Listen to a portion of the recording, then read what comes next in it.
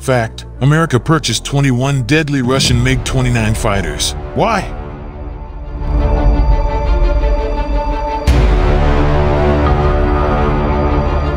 When the Soviet Union collapsed at the end of 1991, the newly independent countries in its former territories inherited a large number of weapons left by the Red Army.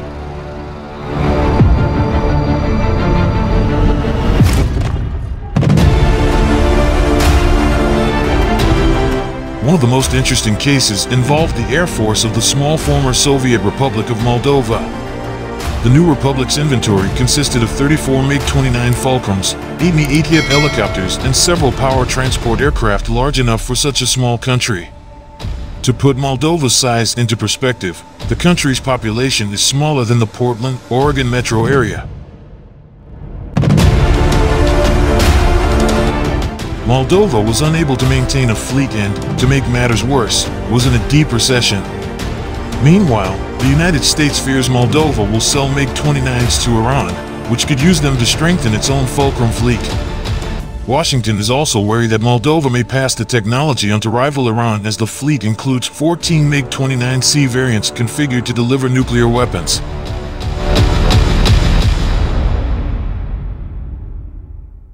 The most powerful tool to get the MiG-29 for itself. That tool is money.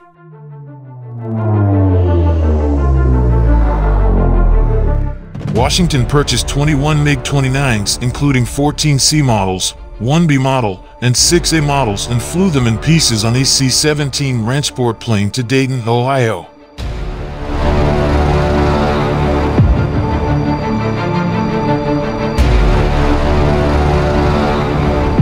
Not only was buying the jets a good way to ensure they didn't fall into Tehran's hands, it gave Washington the opportunity to inspect one of the most advanced Soviet jets ever built.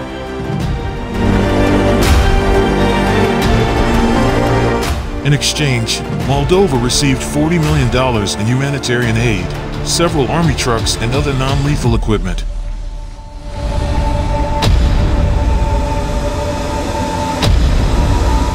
Moldova sold the rest of its air force to Eritrea and Yemen.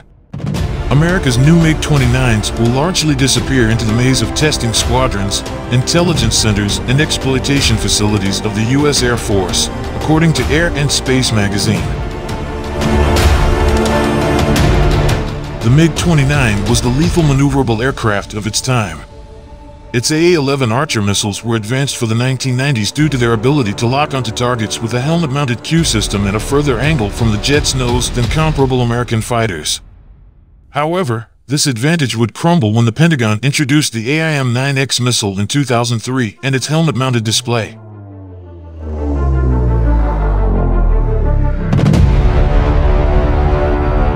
Fulcrum further lacked avionics and information management systems to tell pilots what was happening outside the aircraft, or where they were. A pilot really had to look at a paper map to know their location. In general, the MiG-29 is a good engineering aircraft, but is becoming obsolete for aerial warfare in the 21st century without improvement.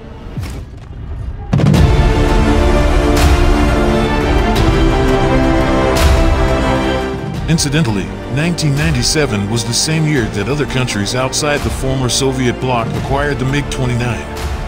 That country is Israel, which lent 3 Fulcrum 1C over several weeks from an undisclosed Eastern European nation.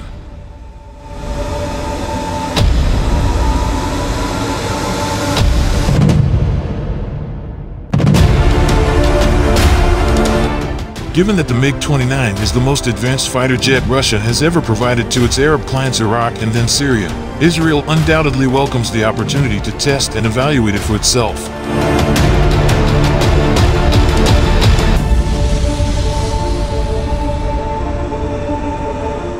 This is due to the fact that this system stabilizes the jet in case the pilot gets vertigo and loses his orientation in space, said IAF magazine. Such systems don't exist on Western planes, relying on pilots to handle such situations independently.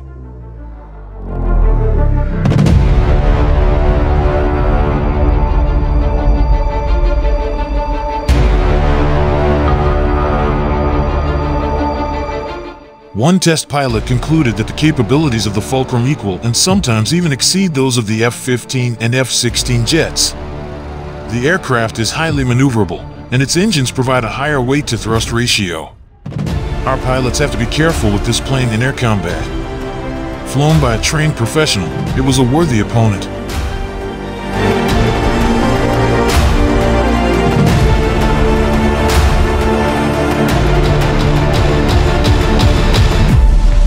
No wonder why Washington took the opportunity to assess these formidable fighters while simultaneously denying Tehran the opportunity to expand its own fleet.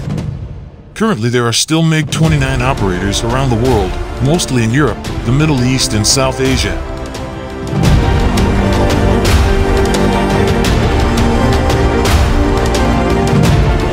Poland has several Fulcrums operating alongside US-made F-16 jets. Surprisingly, Israel signed a deal in August 2011 to update, modernize, and overhaul Poland's MiG-29s. The source of Israel's own Fulcrum rental remains unknown.